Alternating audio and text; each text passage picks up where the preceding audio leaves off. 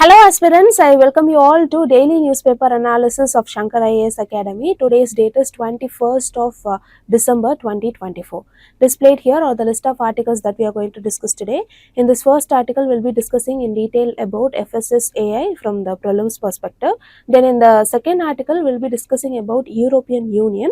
And in the third article, we'll be discussing about this murder hornet from the prelims perspective. So without any delay, let us get into the first news article discussion. Now look at this article from the Indian Express newspaper. This article talks entirely about a murder hornet. See, these murder hornet are an invasive species in United States, and United States have successfully eradicated this murder hornet. Let us understand how they did from the prelims perspective, as well as we'll be learning few facts about this murder hornet. So these murder hornet, they are also known as Vespa mandarinia. They are actually a type of wasp. So these wasps are like an insect. They actually feed on nectars, and they play a very important ecological role as a pollinator.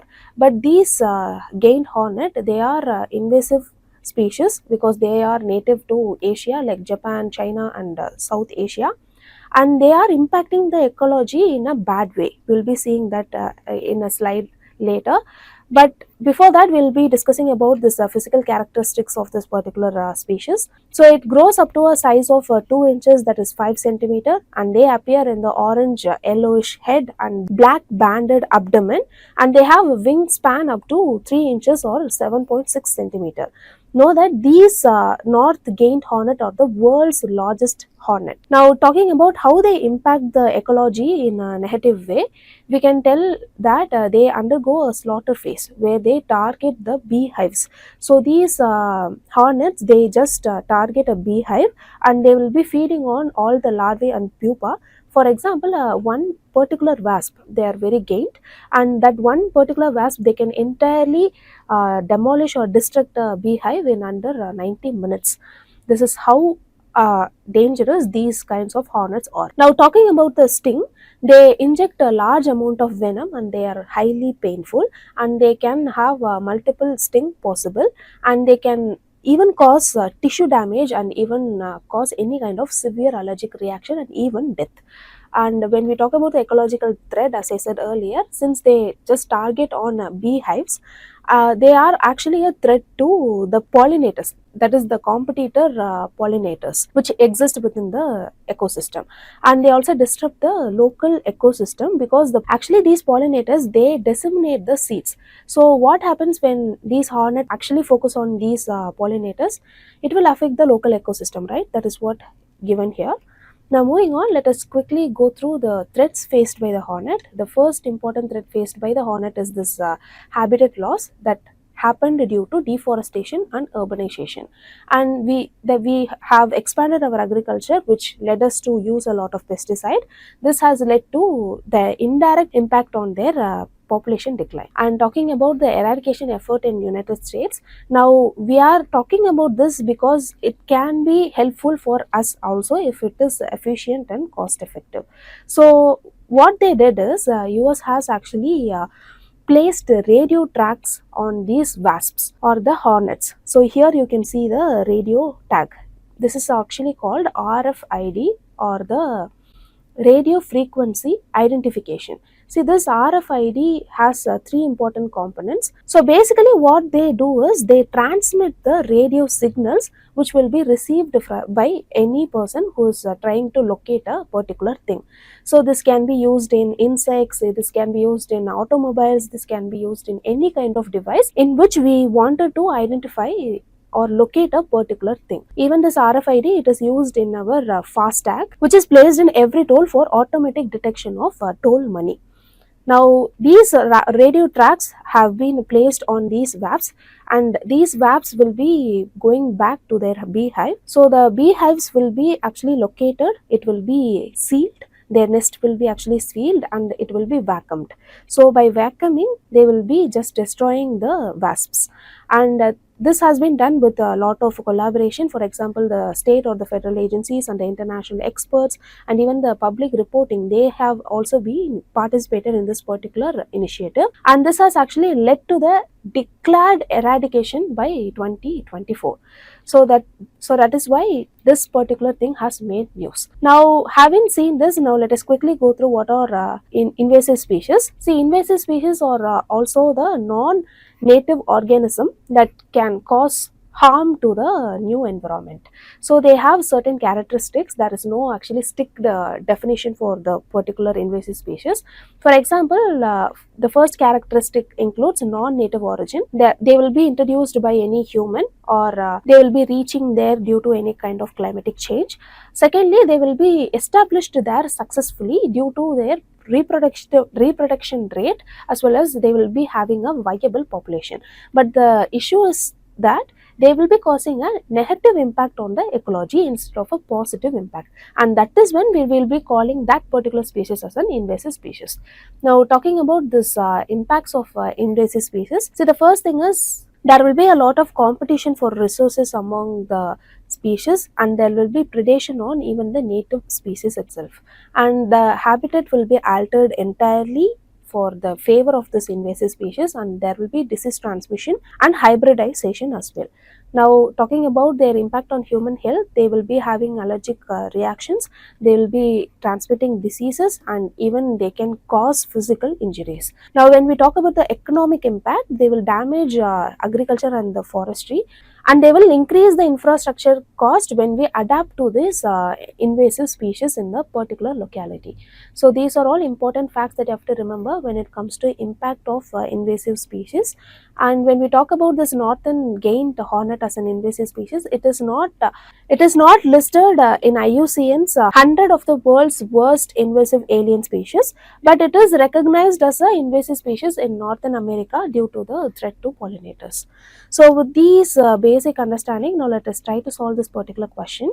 Here this question has three statements. First statement says northern giant hornet is the world's largest species of hornet and is native to part of Asia. And the second statement says it is considered as an invasive species in Northern America. Currently, it is listed as a critically vulnerable in the IUCN Red List. So the correct answer for this question is option A, 1 and 2 only.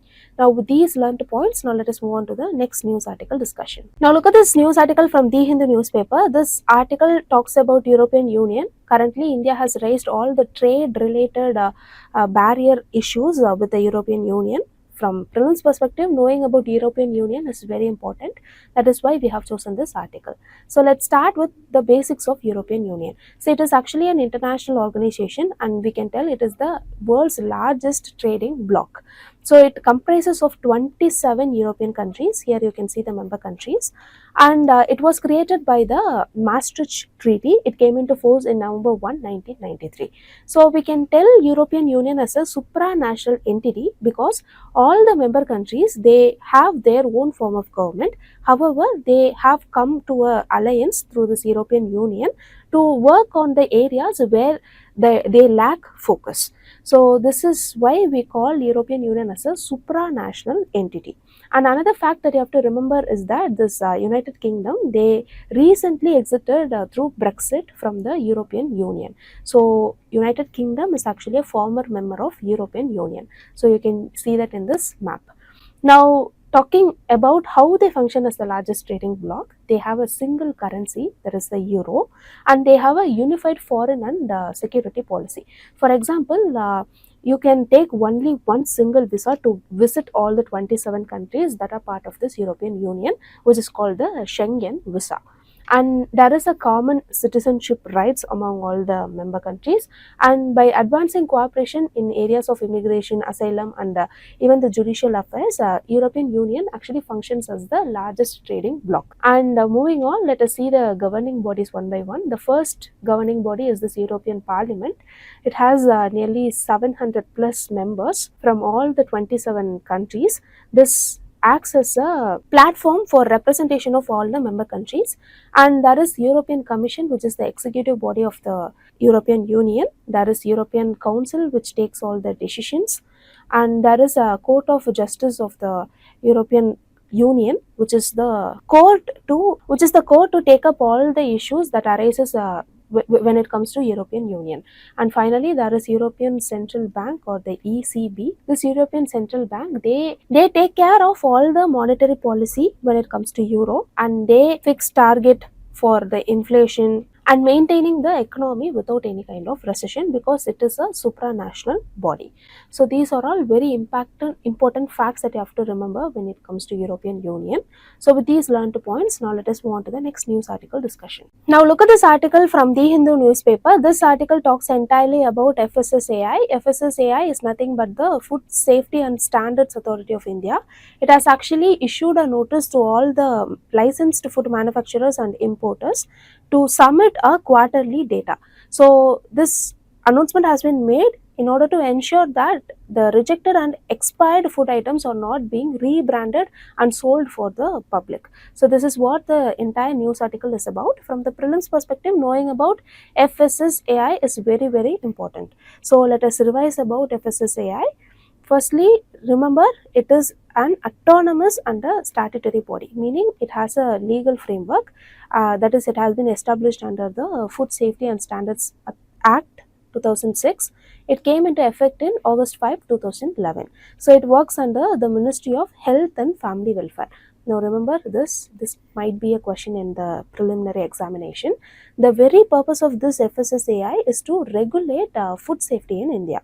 So any kind of food, when it comes to fish, fruits, or any kind of sweets, or any kind of snacks, from the manufacturing to the delivery, they will be taking care of, and they will be giving the guidelines for how it should be maintained. And the headquarters of FSSAI is in New Delhi. The chairman will be appointed by the central government of India. Now, talking about the structure of FSSAI, there will be a central advisory committee. They will be providing the advice on food safety policies, and there will be a scientific community in between. They will be providing scientific advice, and they will be providing risk assessment. And thirdly, there will be the state food authorities. They will be implementing all the food safety rules at the state level. So this is how the structure of FSSAI actually works. Now, talking about the objectives of FSSAI, the first objective is to ensure food safety. This is done by regulating all the manufacturers, all the storage and the distribution, sale, and even import of any kind of food item. Now, the second important thing they do is this consumer protection. How they do is they protect the health through safety food practices. They also give a lot of awareness campaign to the people, and they bring standard development. They will be providing standards development. They will be setting it based on science, and they also promote innovation in the sector. This is done by encouraging new food products and the ingredients. So these are all very important objectives on which FSSAI actually works. Now moving on, let us see some of the key initiatives of FSSAI. The first initiative is this Eat Right India. So this Eat Right India, as the name itself suggests, it focuses on safe, healthy and sustainable food practices. Now the second important initiative is the Safe and Nutritious Food, in short called as SNF. It actually promotes nutritious foods at school and workplace. Especially it put forward the millet, and it put forward all the kinds of cereals, pulses. And the third important initiative is this FOSCOS, or the Food Safety Compliance System. Say it is a digital platform for registration and licensing for any kind of food production. This platform also provides the guideline for any kind of food safety compliance standards that should be followed. Now the fourth important initiative is this Eat Right Station certification. It is awarded to all the railway stations that promote safe food, and it also concentrates on the food fortification. For those who don't know, any kind of food that is fortified with minerals, that is improved with minerals, is only known as fortification. So they also concentrate on food fortification, especially with minerals and vitamins. And there is a very important initiative called RUCO initiative. In this initiative, the used oil, it will be recycled to biodiesel. So this also reduces the unsafe or the reuse of any kind of oil for n number of times. So under this particular initiative, by taking all the reused cooking oil, they even pay cash or provide incentive. This has actually attracted a lot of positive impact. And these are all very important key initiatives of FSSAI. So far we saw about the basics of FSSAI, then we saw about the organizational setup, then we saw what are all the objectives of FSSAI, then the key initiatives. Now let us quickly go through a prelims question. The question asks you to find under which ministry does FSSAI operates. So the correct answer for this particular question is option C, the Ministry of Health and Family Welfare, and it is not under food processing industries. So this is how they actually psychologically play with options. So if you don't know the actual content of FSSAI, then you will be straightly going away to this Ministry of Food Processing Industries, but it actually comes under Ministry of Health and Family Welfare. So with this, we came to the end of the news article discussion. If you like the video, hit like, do comment, and don't forget to subscribe to Shankar IAS Academy YouTube channel. Now, thank you so much for listening.